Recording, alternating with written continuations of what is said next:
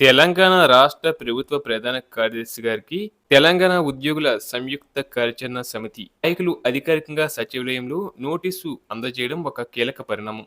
ఈ సందర్భాన్ని మనం నిశితంగా గమనిస్తే రాష్ట్రంలోని లక్షలాది మంది ప్రభుత్వ ఉద్యోగుల ఆవేదన మరియు వారి హక్కుల కోసం సాగిస్తున్న పోరాటం స్పష్టంగా కనిపిస్తుంది. ఈ ప్రతినిధి బృందంలో ఐకాసా చైర్మన్ మామిళ్ళ జగదీశ్వర్ గారు, ప్రధాన కార్యదర్శి ఏలూరు శ్రీనివాస్ గారు మరియు ముఖ్య నాయకులైన దామోదర్ రెడ్డి, సదానందం గౌడ్ వంటి వారు చురుగ్గా పాల్గొన్నారు. వీరంతా కేవలం వ్యక్తులు మాత్రమే కాదు, క్షేత్రస్థాయిలో పనిచేస్తున్న వేలాది మంది ఉద్యోగుల గొంతుకుగా మారి ప్రభుత్వ పెద్దలకు తమ విన్నపాన్ని బలంగా వినిపించేందుకు ఈ నిర్ణయం తీసుకున్నారు. రాబోయే 17వ తేదీన రాష్ట్ర వ్యాప్తంగా భారీ నిరసన కార్యక్రమాన్ని చేపట్టాలని ఉద్యోగ సంఘాలు నిర్ణయించాయి. ఈ నిరసన యొక్క ముఖ్య ఉద్దేశం ఏంటంటే ప్రభుత్వం తమ పట్ల చూపిస్తున్న ఆలస్యాన్ని ఎండగట్టడం. ఈ నిరసనను ఎంతో బాధ్యతాయుతంగా నిర్వహించాలని వారు భావిస్తున్నారు. అందుకే ప్రభుత్వ విధులకు ఎటువంటి ఆటంకం కలగకుండా కేవలం భోజన విరామ సమయంలో మాత్రమే నల్ల బ్యాడ్జీలు ధరించి తమ నిరసనను వ్యక్తం చేయనున్నారు. నల్ల బ్యాడ్జీ అనేది ఒక నిశ్శబ్ద పోరాటానికి మరియు తీవ్ర అసంతృప్తికి సంకేతం. ఉద్యోగులు తమ విధులను నిర్వర్తిస్తూనే తమ మనసులోని ఆవేదనలను ఈ విధంగా ప్రభుత్వానికి తెలిసేలా చేయాలనుకుంటున్నారు. రాష్ట్రంలో దీర్ఘకాలంగా పెండింగ్లో ఉన్న సమస్యల పరిష్కారం కాకపోవడమే ఈ ఆందోళనకు ప్రధాన కారణం. ఉద్యోగులు గత కొన్నేళ్లుగా అనేక ఇబ్బందులను ఎదుర్కొంటున్నారు, కానీ ప్రభుత్వం నుంచి ఆశించిన స్థాయిలో స్పందన రావడం లేదని వారు భావిస్తున్నారు. ఈ క్రమంలోనే ఐకాసా చైర్మన్ జగదీశ్వర్ గారు మరియు శ్రీనివాసరావు గారు సచివాలయానికి వెళ్లి ప్రభుత్వ ప్రధాన కార్యదర్శికి ఈ సమ్మె నోటీసును అందజేశారు. ఇది ఒక ప్రజాస్వామ్య పద్ధతిలో జరుగుతున్న పోరాటం. ప్రభుత్వం తమ డిమాండ్లను వెంటనే పరిగణలోకి తీసుకోకపోతే ఈ ఉద్యమాన్ని మరింత ఉధృతం చేస్తామనే హెచ్చరిక కూడా ఇందులో దాగి ఉంది. ఉద్యోగులు ముందు పెట్టిన డిమాండ్లలో అత్యంత కీలకమైనది 2వ పిఆర్సీ అమలు. ఇక తెలంగాణ రాష్ట్ర ఆవిర్భావ దినోత్సవమైన జూన్ 2వ తేదీలోపు ఈ పిఆర్సీని ప్రకటించి అమలు చేయాలని వారు గడువు విధించారు.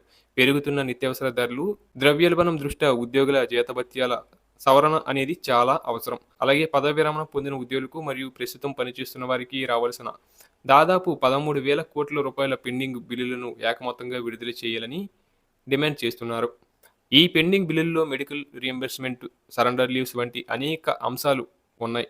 రిటైర్డ్ ఉద్యోగులు తమ జీవిత చరమాంకంలో ఈ డబ్బు కోసం కార్యాలయాల చుట్టూ తిరగడం నిజంగా బాధాకరం. అలాగే మరొక ముఖ్యమైన సమస్య ఆరోగ్య కార్డుల అమలు. ప్రస్తుతం ఉన్న ఆరోగ్య కార్డులు ప్రైవేటు ఆసుపత్రులలో పనిచేయడం లేదని, నగదు రహిత చికిత్స అందడం లేదని ఉద్యోగులు ఆవేదన వ్యక్తం చేస్తున్నారు. ప్రతి నెల తమ జీతం నుంచి డబ్బులు కట్ అవుతున్నా అత్యవసర సమయంలో వైద్యం అందకపోవడంపై వారు మండిపడుతున్నారు. కార్పొరేట్ ఆసుపత్రులలో కూడా ఈ కార్డులు చెల్లేలా పటిష్టమైన వ్యవస్థను తీసుకురావాలని వారు కోరుచున్నారు.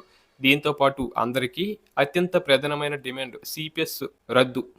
ప్రస్తుతం ఉన్న కంట్రిబ్యూటరీ పెన్షన్ స్కీమ్ ఉద్యోగుల భవిష్యత్తుకు భద్రతనివ్వడం లేదని, పాత పెన్షన్ విధానాన్ని ఓపీఎస్ను పునరుద్ధరించాలని వారు కోరుచున్నారు. కేవలం ఈ ప్రధాన డిమాండ్లే కాకుండా ఉద్యోగుల సర్వీసు నిబంధనలు, పదోన్నతులు, బదిలీలు మరియు ఇతర 64 అంశాలతో కూడిన సుదీర్ఘమైన జాబితాను కూడా ఈ నిరసన పత్రంలో పొందుపరిచారు. ఈ 64 అంశాలు ఉద్యోగుల దైనందిన పనితీరును మరియు వారి కుటుంబాల సంక్షేమాన్ని ప్రభావితం చేసేవి.